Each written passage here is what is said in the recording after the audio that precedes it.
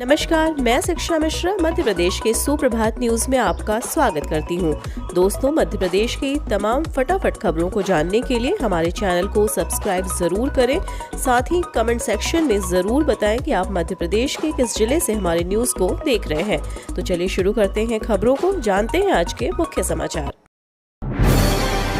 1,500 केंद्रों पर 28 नवंबर से होगा धान का उपार्जन। मध्य प्रदेश में धान का उपार्जन 28 नवंबर से प्रारंभ होगा।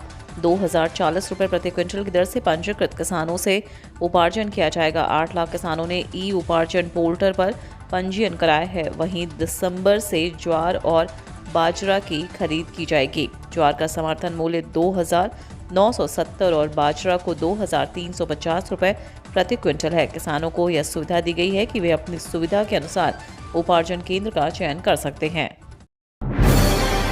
युवाओं को डिप्रेशन से बचाने के लिए दौड़ रहे धावकों की मुख्यमंत्री ने की सराहना। युवाओं को डिप्रेशन से बचाने के लिए 8,000 किलोमीटर की दौड़ में शामिल धावकों ने बीते दिन मुख्यमंत्री शिवराज सिंह चौहान से भोपाल में मुलाकात की। उन्होंने मुख्यमंत्री के साथ पौधारोपण किया और दौड़ के उद्देश्य के बारे में बताया। उपज का लाभकारी मूल्य मिले सम्मान निधि बढ़ाएं सरकार, मोहिनी मोहन मिश्रा। कोरोना काल में जब सब कुछ बंद था तब भी किसान खेती कर रहे थे ताकि देश में अन्न का संकट ना हो। इसके बाद भी किसानों को उपज का लाभकारी मूल्य नहीं मिल रहा है। अलग अलग चीज़ों पर टैक्स लिया जा रहा है। किसान सम्मान निधि अच्छी पहल है, लेकिन इसमें वृद्धि नहीं हुई है। खाद का अनुदान कंपनियों को देने की जगह सीधे किसानों के खाते में दी जाए। इन मांगों को लेकर भारतीय किसान संघ मंगलवार को भोपाल में प्रदर्शन करेगा। 19 दिसंबर को दिल्ली के रामलीला मैदान पर किसान गर्जना रैली होगी। यह बात भारतीय किसान संघ के राष्ट्रीय महामंत्री मोहिनी मोहन मिश्र ने सोमवार को भोपाल में कही। शिवराज सिंह चौहान ने कहा, पेसा एक्ट जनजातीय भाई बहनों को सशक्त करेगा। मध्य प्रदेश सरकार ने बड़े ही जोरों शोरों के साथ राष्ट्रपति की उपस्थिति में राज्य में पेसा एक्ट लागू करने की घोषणा की थी। अब राज्य सरकार का पूरा ध्यान इस एक्ट के प्रति लोगों को जागरूक करने पर केंद्रित है, जिसको लेकर उन्होंने जागरूकता सम्मेलनों की शुरुआत की। इनके अंतर्गत सरकार के दिग्गज नेता आदिवासी क्षेत्रों में जाकर लोगों को इस एक्ट से होने वाली लाभ की जानकारी प्रदान कर रहे हैं और बता रहे हैं कि कैसे यह एक्ट उनके हित में है। मुख्यमंत्री शिवराज सिंह चौहान ने कल धार में पेसा जागरूकता सम्मेलन में भाग लिया। यह सम्मेलन धार जिले के कुच्छी में आयोजित किया गया। स्टार्टअप्स और एमएसएमई मजबूत होंगे, सीएम शिवराज की मौजूदगी में 10 बड़ी कंपनियों के साथ होगा एमओयू। मध्य प्रदेश की शिवराज सरकार प्रदेश के स्टार्टअप्स और एमएसएमई सेक्टर को बढ़ावा देने के लिए प्रयासरत है। इसके लिए अलग अलग तरह के कार्यक्रम सरकार आयोजित करती है, लेकिन इस बार एक कदम और आगे बढ़ाते हुए सरकार ने देश की 10 बड़ी कंपनियों के साथ एमओयू करने का फैसला किया है। मुख्यमंत्री शिवराज सिंह चौहान के मुख्य अतिथियों में 22 नवंबर को इंदौर के ब्रिलियंट कन्वेंशन सेंटर में स्टार्टअप पॉलिसी के तहत देश की प्रतिष्ठित शासकीय एवं गैर शासकीय 10 संस्था के साथ एमओयू होगा। किसान अनुबंध के बाद ही बटाईदार को सौंपे खेती, तभी मिलेगी राहत और बीमा राशि। कृषकों और भूस्वामियों द्वारा अपनी भूमि अन्य व्यक्तियों को धन या फसल का अंश भूस्वामी को देकर खेती के लिए भूमि दे दी जाती है, जिसे सामान्य तौर पर बटाई, सिकमी अन्य स्थानीय नामों से जाना जाता है। इस संबंध में मध्य प्रदेश भूमि स्वामी एवं बटाईदारों के लिए हित संरक्षण अधिनियम 2016 के अनुरूप भूमि बटाई पर दिए जाने की मान्यता प्रदान की गई।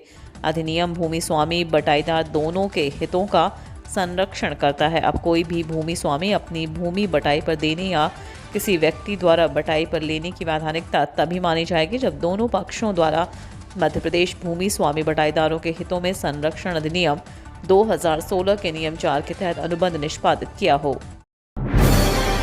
आबकारी आरक्षक के 200 पदों पर भर्ती, 10 दिसंबर से आवेदन शुरू। मध्य प्रदेश कर्मचारी चयन बोर्ड ने लगभग 10 साल बाद आबकारी आरक्षक के 200 पदों पर भर्ती निकाली है। आबकारी विभाग के अंतर्गत मध्य प्रदेश ने आबकारी कांस्टेबल की सीधी भर्ती एवं बैकलॉग सीधी भर्ती हेतु चयन परीक्षा के संबंध में नियम एवं विज्ञापन जारी किए। आवेदन फॉर्म भरने की प्रक्रिया 10 दिसंबर से शुरू होगी, जो 24 दिसंबर तक चलेगी। 10 दिसंबर से 29 दिसंबर तक आप आवेदन फॉर्म में संशोधन करवा सकते हैं। आज मंगलवार को 13 मेडिकल कॉलेज के डॉक्टरों की प्रदेशव्यापी हड़ताल।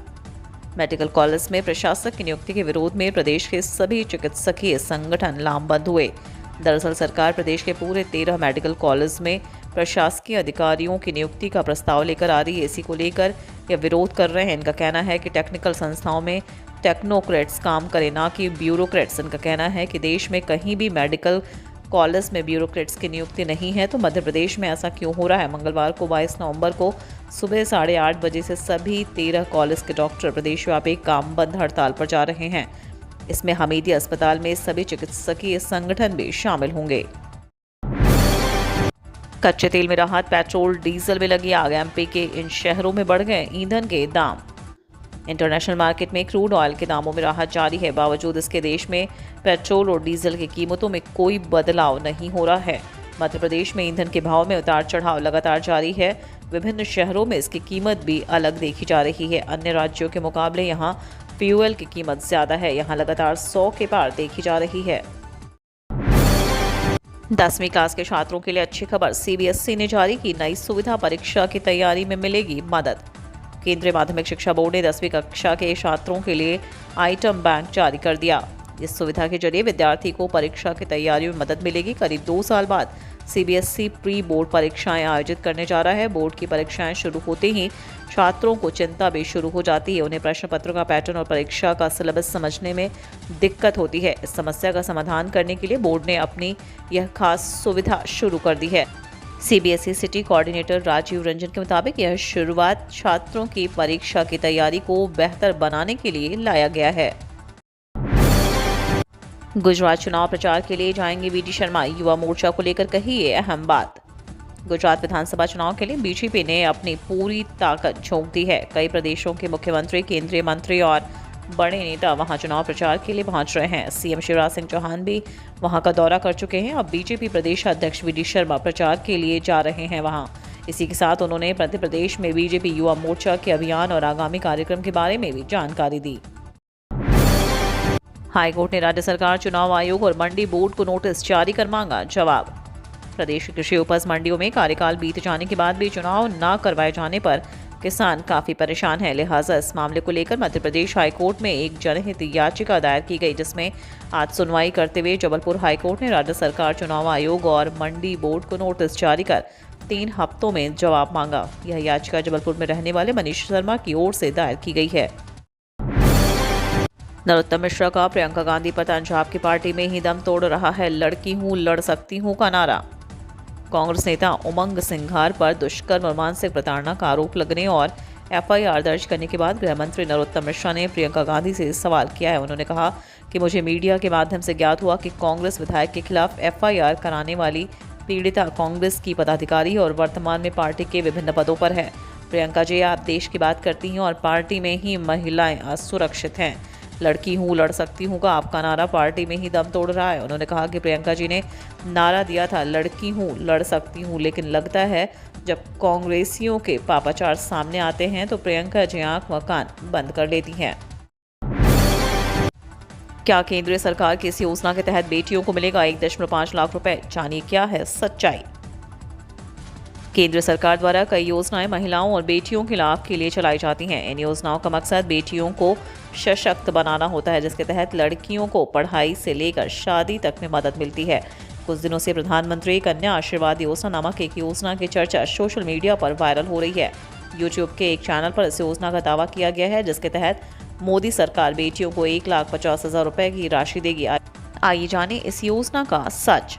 हाल ही में सरकारी गुरु नामक के यूट्यूब चैनल ने एक वीडियो अपलोड करते हुए यह दावा किया था कि केंद्र सरकार प्रधानमंत्री कन्या आशीर्वाद योजना के तहत बेटियों को 1,50,000 रुपए की राशि देती है। इतना ही नहीं, वीडियो में आवेदन प्रक्रिया के बारे में भी बताया गया है, जिसे पीआईबी फैक्ट चेक ने फर्जी करार दिया। पीआईबी ने कहा था कि सरकारी गुरु नाम के यूट्यूब चैनल की एक वीडियो में दावा किया गया है प्रधानमंत्री कन्या आशीर्वाद योजना के तहत सभी बेटियों को 1,50,000 रुपए की राशि मिलेगी। यह दावा फेक है। केंद्र सरकार की ऐसी कोई योजना नहीं चला रही है।